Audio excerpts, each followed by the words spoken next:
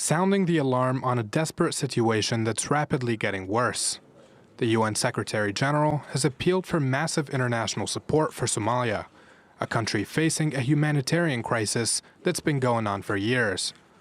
In February, the UN called on the international community to raise a much-needed $2.6 billion aid package to relieve Somalis, but the pleas fell on deaf ears. Nearly 5 million people are experiencing high levels of acute food insecurity. And of course, rising prices make matters worse. So I call on donors and I call on the international community to step up their support, to urgently fund the 2023 Humanitarian Response Plan, which is currently just 15% funded. Somali officials have a long road ahead of them. As of now, we have certain priorities which comes together in three main headings. One is liberating the country from the scourge of the terrorism.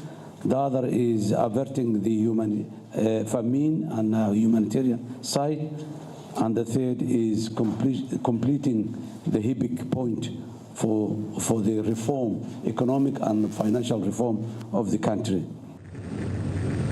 Somalia has suffered the most from the devastating droughts that have plagued the Horn of Africa. Although Somalia makes virtually no contribution to climate change, the Somalis are among the greatest victims.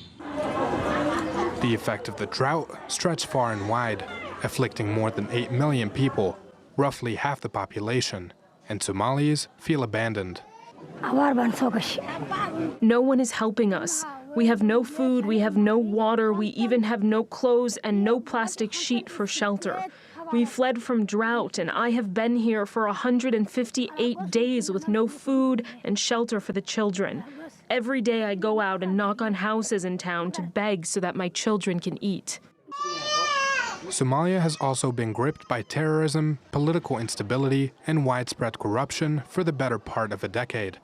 But despite a tight window closing fast, the UN insists it's never too late to save Somalia.